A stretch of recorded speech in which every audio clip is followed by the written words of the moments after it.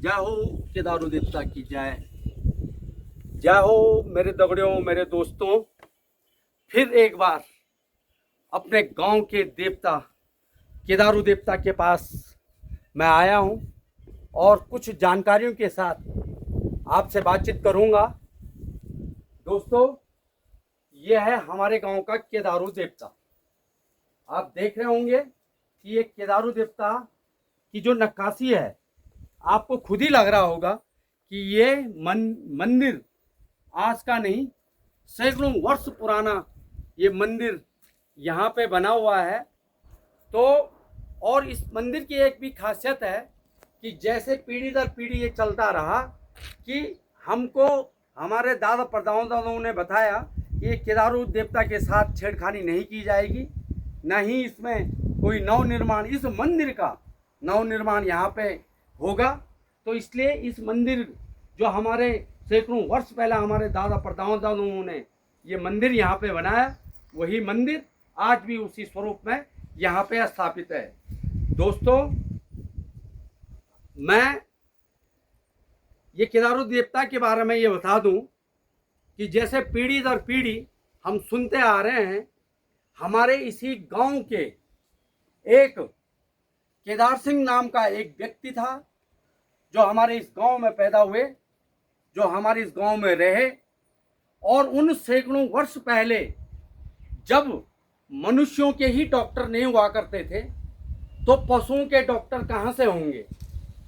तो उस केदार सिंह जी ने, क्योंकि केदार सिंह जी जब अपने इस गांव में रहते थे, अपने खेतों में काम करते थे, अपने जंगलों में गायों के साथ जाते थे, अपनी बकरियों के साथ जाते थे, अपने घर के इर्द गिर्द जब वो अपना नज़र दौड़ाते थे तो उनको धीरे धीरे गायों के हर रोग का पता उन जड़ी बूटियों के माध्यम से कैसे ठीक किया जाए, इसकी जानकारी उनको लग गई।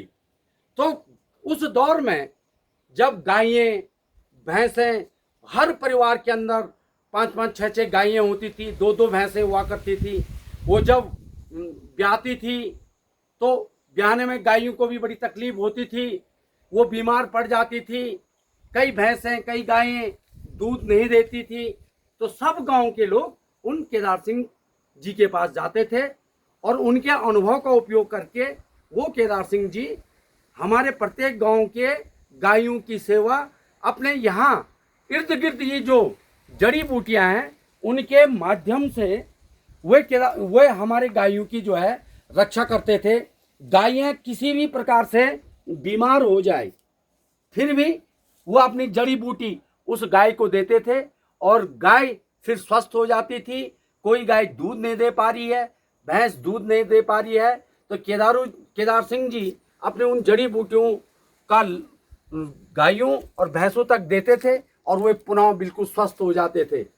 तो दोस्तों, धीरे धीरे जब हमारे केदार सिंह जी ने अपने इस क्षेत्र के तमाम गायों की सेवा की, एक डॉक्टर के रूप में, एक वैद्य के रूप में खड़े हो गए, उसके बाद वो धीरे धीरे जब बहुत बूढ़े हो गए, बुढ़ापा शरीर हो गया, तो वो अपनी जानकारी अपने बच्चों तक नहीं दे पाया। अचानक उनकी मृत्यु हो जाती है और वो चल जाते हैं।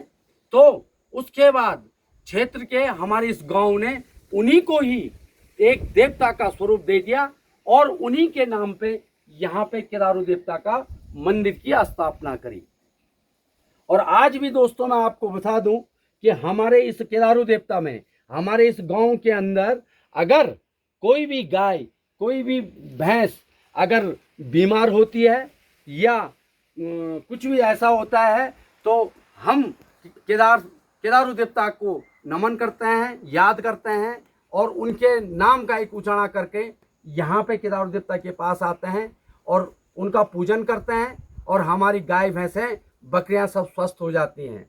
आज भी दोस्तों, हमारे घर के अंदर, हमारे परिवार में अगर कोई गाय ब्याती है तो उसका जो दूध होता है, पहला दूध, हम केदारू देवता के पास आते हैं और यहाँ पे उसके दूध को यहाँ पे चढ़ाते हैं और उसी के बाद फिर हम उसका उपयोग करते हैं।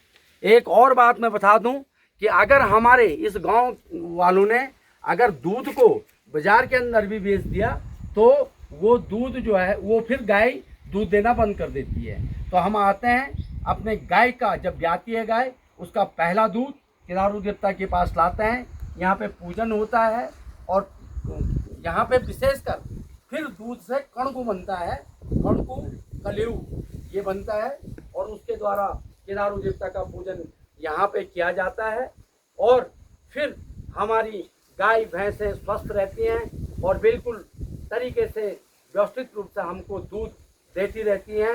इन सारी बातों के साथ हाँ, एक ख़त्म अपनी बात को मैं यहाँ पे ख़त्म नहीं करूँगा। मैं ये वृक्ष आप देख रहे होंगे, ये भी सैकड़ों वर्ष पुराना वृक्ष है और इस वृक्ष को जो इसका नाम सुना है केम्पू, अब इसको बॉटनिकल नाम क्या है ये मैं भी नहीं जानता हूँ, लेकिन स्थानीय भाषा में इसको केम्पू का पेड़ बोलते हैं। और मैं आपको बता दूं ये पेड़ जनपद जो पौड़ी शहर है, पौड़ी शहर से ये पेड़ यहाँ पे दिखाई देता है।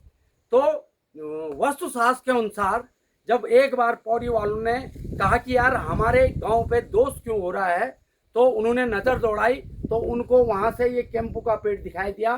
तो उन्होंने कहा कि भाई ये वास्तु दोष है और ये भेद लग रहा है हमारे गांव पे, तो इसको क्यों ना काटा जाए। तो पौड़ी के तमाम लोग अपने हथियारों के साथ यहाँ तक पहुँचे और यहाँ पहुँच करके जैसे ही उन्होंने इस केम्पू के पेड़ पे अपने हथियार चलाने शुरू किए, जहाँ जहाँ हथियार चल रहे थे वहाँ से खून निकल रहा था।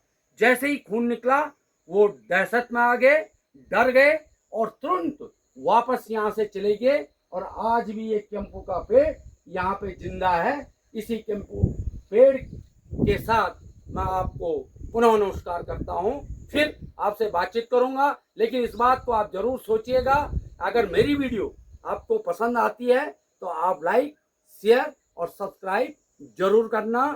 नमस्कार दोस्तों।